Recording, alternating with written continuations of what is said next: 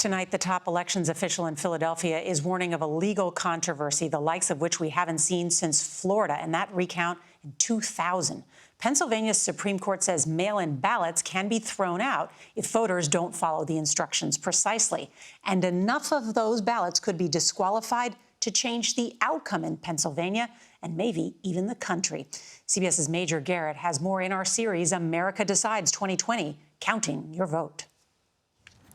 Early voting began today in Michigan, where election officials started mailing more than 2 million absentee ballots to voters, 4 times the volume of 2016. Voting rules differ from state to state, and amid a pandemic that is more true than ever, with legal fights erupting coast to coast. In Wisconsin, a judge said ballots will count if they're received up to 6 days after Election Day and postmarked by November 3rd. We're going to win Pennsylvania. Some counties in Pennsylvania have been early voting for more than a week.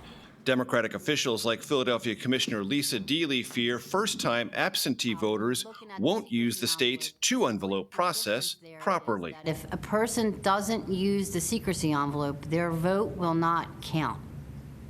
I mean, it's a form of voter suppression. As Deeley showed us, voters must place their absentee ballot inside the secrecy envelope, which then goes inside an outer envelope before it is signed and mailed. This vote does not count because you've neglected to use this envelope. Ballots missing the inner envelope are called naked ballots.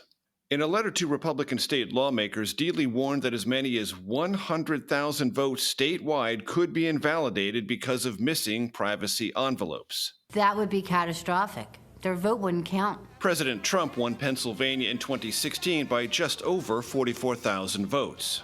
The state has produced this video to educate voters. Seal the ballot in the plain white official ballot envelope. Pennsylvania is among 16 states that sends absentee voters ballots with privacy envelopes. To me, it's ridiculous that votes should be thrown out for a technicality when it's very clear how the voter intended to vote. Pennsylvania Republicans, who, by the way, control the legislature, tell us the state Supreme Court has weighed in on these so-called naked ballots, and the law is the law. It is unlikely, they tell us, any changes will be made before November. Nora? It's going to be a long couple nights after Election Day. Major Garrett, thank you.